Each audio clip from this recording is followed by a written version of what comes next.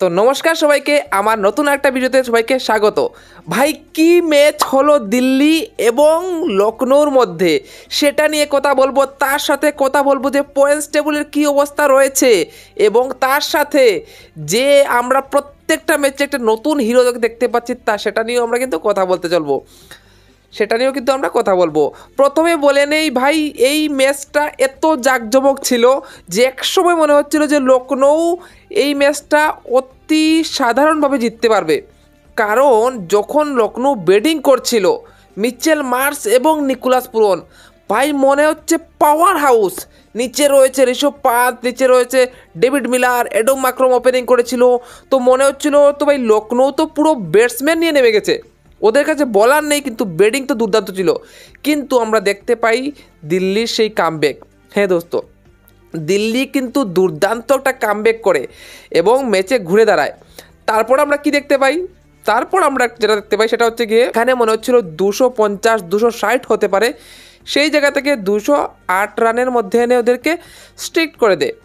কিন্তু মজার ব্যাপার হচ্ছে গিয়ে লখনৌর বোলিং ভালো ছিল না, তারপরও কিন্তু লখনৌ পাওয়ার প্লেতে 65 রানে 5টা উইকেট ফেলে দেয়। হ্যাঁ, এবং সেই জায়গায় প্রশ্ন উঠে 27 কোটি টাকা কি তাহলে ব্যর্থ হলো?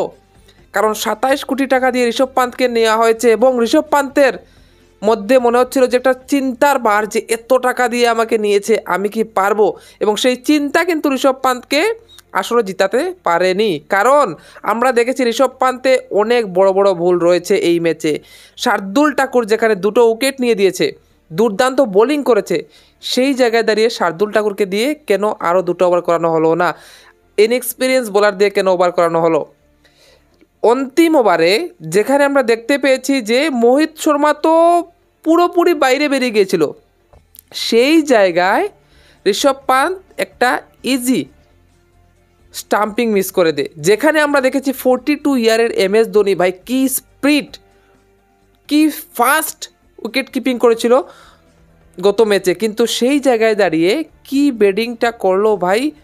আমি বলবো আশুতোষ শর্মা দ্য হিরো, আশুতোষ শর্মার সেই পাওয়ার হিটিং ব্যাটিং, এবং সে নিজেকে বলল আমি আছি, মানে কোনো চিন্তা নেই। এত দুর্দান্ত একটা ব্যাটিং দেখতে পেলাম আমরা আশুতোষের কাছ থেকে, এবং আবারও প্রমাণ করে দিল যে সে এক সিজন অথবা এক ম্যাচের প্লেয়ার নয়, সে বিগ ম্যাচের প্লেয়ার। তার ভিতরে সেই কমিটমেন্ট রয়েছে এবং সে কিন্তু পারে দুনিয়াকে বদলাতে, এবং সেটা কিন্তু সে করে দিয়েছে। দুর্দান্ত একটা ব্যাটিং আমরা দেখতে পেয়েছি আশুতোষের কাছ থেকে, যেখানে দিল্লি প্রায় হারা ম্যাচ, প্রায় সবাই রাইট অফ করে দিয়েছিল যে এই ম্যাচ তো আর হচ্ছে না। তো এই ম্যাচটা হচ্ছে খুবই ড্রামেটিক, কারণ কখনো মনে হচ্ছে দিল্লি জিতবে, তো কখনো মনে হচ্ছে ভাই লখনৌ জিতবে। এইভাবেই পুরো ম্যাচটা ভাই সুইং করছিল, এবং অবশেষে এক উইকেট হাতে নিয়ে অন্তিম ওভারে গিয়ে দিল্লি কিন্তু ম্যাচটাতে বাজি মেরে দিয়েছে। এবং পয়েন্টস টেবিলের দিকে যে আমরা তাকাই, তাহলে নাম্বার 1-এ রয়েছে SRH। হ্যাঁ, আমরা জানি SRH-এর দলটা কত শক্তিশালী, এবং নাম্বার 1-এ থাকবে 2টো পয়েন্ট, এবং সাথে ওদের কিন্তু নেট রান রেটও +2.200। নাম্বার 2-তে রয়েছে RCB, ওরাও একটা দুর্দান্ত ম্যাচ কলকাতার সাথে জিতছে, ওদেরও কিন্তু 2টা পয়েন্ট রয়েছে, এবং সাথে ওদেরও কিন্তু +2.137। এবং নাম্বার 3-এ রয়েছে CSK, ওরাও একটা ম্যাচ জিতেছে, এবং ওদের পয়েন্ট হচ্ছে গিয়ে 0.493।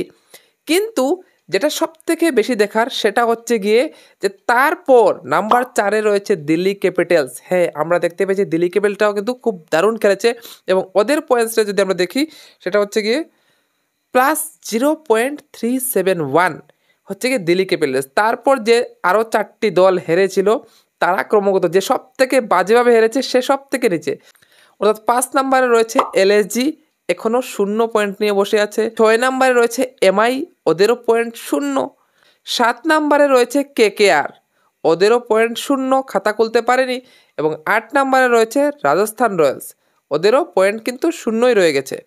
ঠিক আছে, তো এই হচ্ছে গিয়ে ভাই পুরো পয়েন্টস টেবল। এবার আমরা একটু স্টেটের দিকে দেখব। সর্বোচ্চ রান ঈশান কিষান একটা সেঞ্চুরি দুর্দান্ত করেছে। সর্বোচ্চ উইকেট নূর আহমেদ, যেখানে আমরা দেখতে পেয়েছি 4টা উইকেট নিয়েছে চেন্নাইয়ের হয়ে, চেন্নাইয়ের পিচে, এবং দারুণ কিন্তু তার শুরুটা হয়েছে চেন্নাইয়ের হয়ে। তো সব মিলিয়ে ম্যাচটা কিন্তু দুর্দান্ত হয়েছে। তোমরা কেমন এনজয় করেছো এই ম্যাচটাতে তোমরা কমেন্টে বলে দিও। ভিডিও ভালো লাগলে ভিডিওটা লাইক করে দিও, চ্যানেল নতুন হলে চ্যানেলটা সাবস্ক্রাইব করে বেল আইকন দাবিয়ে দিও। তাহলে দেখা হচ্ছে একটা ভিডিওতে, যেন বাই বাই, গুড নাইট।